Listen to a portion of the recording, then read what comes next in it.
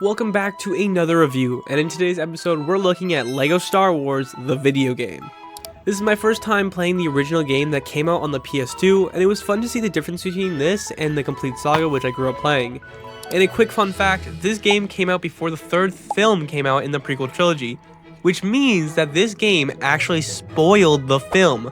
This is super unheard of and makes this game super unique. And just imagine playing this back in the day, a LEGO game spoiling a huge movie.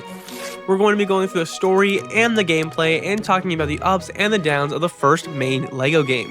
And if you enjoy the content, subscribe and comment down below your thoughts on the game, and we'll have a little discussion. And if you comment, I'll add you at the end of the video. Let's get into it. The story of LEGO Star Wars follows the prequel trilogy, episodes 1 to 3, told through slapstick and goofiness. There's no dialogue, no text, just facial expressions and sound effects. And somehow it tells the story better than George Lucas did. I'm just kidding, I love the prequels, and George, don't sue me. Each episode is split into 6 levels, except for episode 2, which is sadly only gonna have 5. It contains everything from pod racing on Tatooine, to giant Geonosian arenas, to lava duels on Mustafar. And despite being a kid's game, this still absolutely goes hard, and the music combined with the old style of LEGO just makes for a perfect vibe. Each section goes over the entire movie that it's dedicated on, which starts with the Phantom Menace. All the levels are faithful to the movie in one way or another.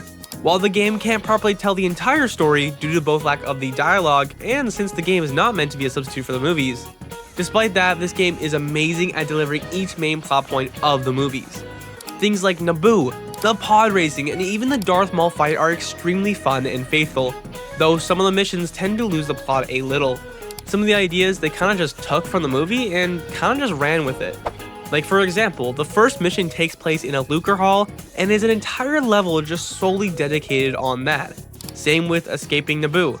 The thing is, episode 1 is pretty boring and it's hard to find moments that stand out. Sure, there are a few games that do portray episode 1 well, but they find better moments than the LEGO game did.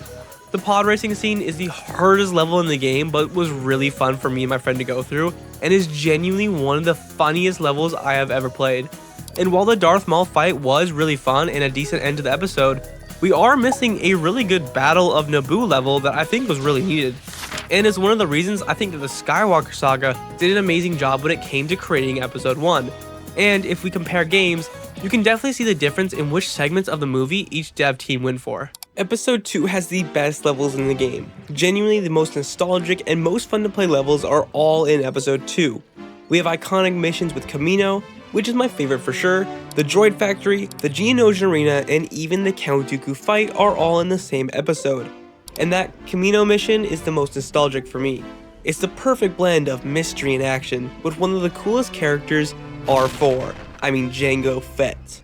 And the mix of rain and the sterile environment makes this the best level in the game for sure. And finally, the worst of the 3, episode 3. Due to the fact that this game came out before the final movie came out, all of episode 3 is kinda off.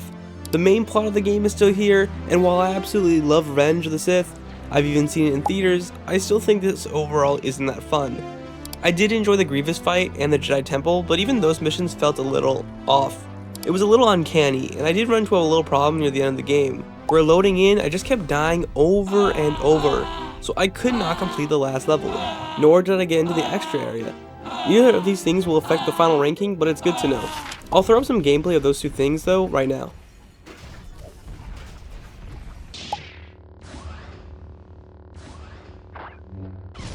Overall, the story of LEGO Star Wars is really good.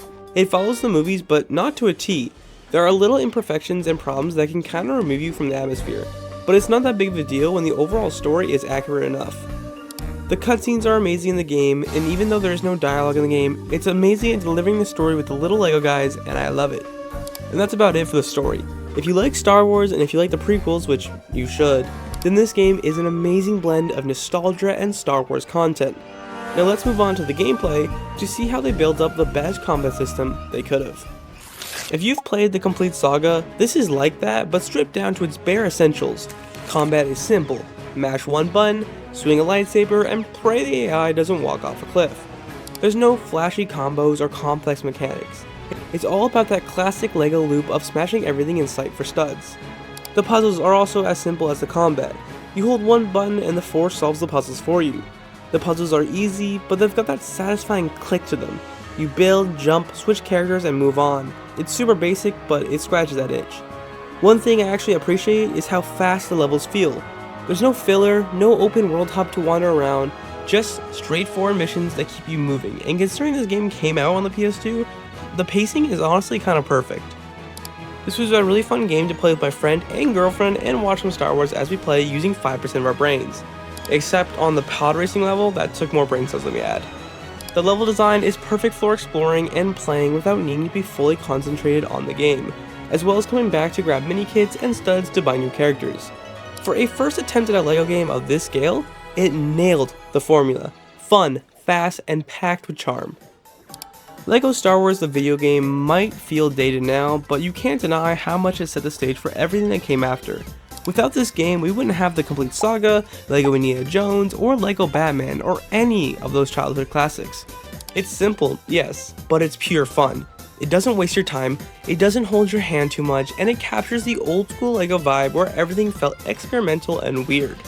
Sure, the controls can be buggy, the camera's off, and some levels feel half-baked, but that's part of the charm. This game created the games that we all love today. If you've never played it, it's worth checking out just for the nostalgia trip alone, and if you did grow up on it, you already know how special it is. I'm going to rank this game an A tier for its amazing level design and gameplay. If you liked the video, please like and subscribe. These were the last 2 comments I've gotten. Thank you both for the comment. Please leave a comment today so I can reach out and feature you in the next video. Thanks for watching. Peace.